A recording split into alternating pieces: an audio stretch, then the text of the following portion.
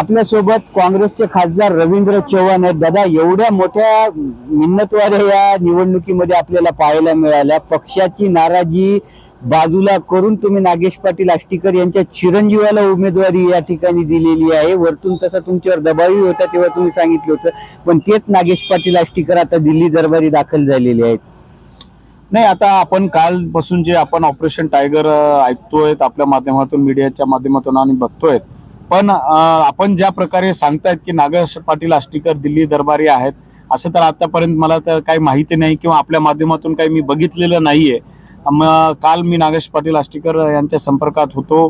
सकाळपासून आमचे जो महाविकास आघाडीचे उमेदवार आहेत कृष्णा पाटील आष्टीकर, सकाळपासून 3-4 वेळेस ते मला फोनवर बोललेले आहेत आणि त्यांनी मतदारांना आव्हान पण करत आहेत की मी महाविकास आघाडीचा पुरस्कृत उमेदवार नांदेडमध्ये आहे आणि महाविकास आघाडीच्या सर्व घटक पक्षांनी मला मतदान करावं असं आव्हानही त्यांनी केलेलं आहे.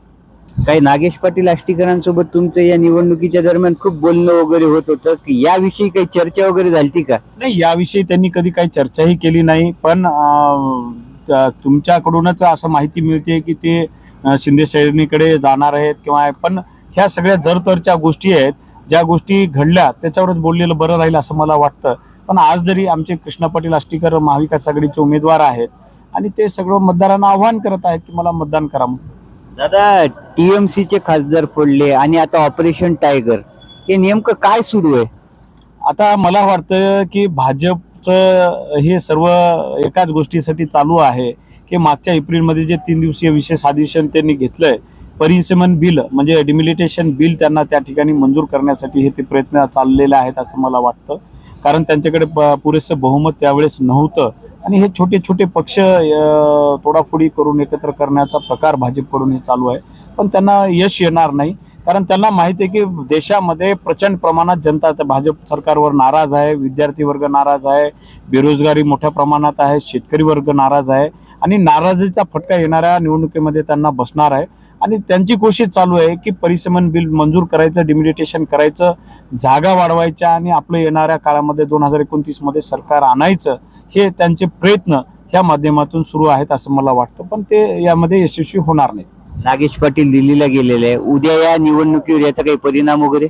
नाही, नागेश पाटील इथंच आहेत. ते आपल्या माध्यमातूनच कळतंय की ते दिल्लीला गेलेले आहेत, पण मला वाटतं की नागेश पाटील नांदेडमध्येच आहेत आणि उद्याची निवडणुकीचं ते तयारी करत आहेत, रणनीती आखत आहेत. याच्यावर काही उद्याच्या निवडणुकीवर या आजचा काही परिणाम ऑपरेशन टायगरचा? नाही, हे बघा, जोपर्यंत प्रत्यक्ष काही गोष्टी होणार नाहीत तोपर्यंत त्या गोष्टीविषयी न बोललेलं बरं, मी म्हणलं. पण सध्या तरी कृष्णा पाटील हे महाविकास आघाडीचे उमेदवार आहेत आणि महाविकास आघाडी म्हणून आपण त्यांच्या पाठीमागे आहोत. तुम्ही बैठक कशासाठी घेतली मग आज? नाही, आजची जी बैठक आहे ती आमचे 23 तारखेला प्रदेशाध्यक्ष माननीय हर्षवर्धन सपकाळ साहेब नांदेडला येणार आहेत. आसूड मोर्चाचं आयोजन त्यांच्या उपस्थितीमध्ये काँग्रेस कमिटीच्या वतीने आम्ही नांदेडमध्ये करत आहोत आणि SIR मोहीम जी 20 तारखेपासून राज्यामध्ये आहे, ते आमचे BLA त्या ठिकाणी BLA 1 आणि BLA 2 नेमणूक त्या ठिकाणी पक्षाची करायची आहे.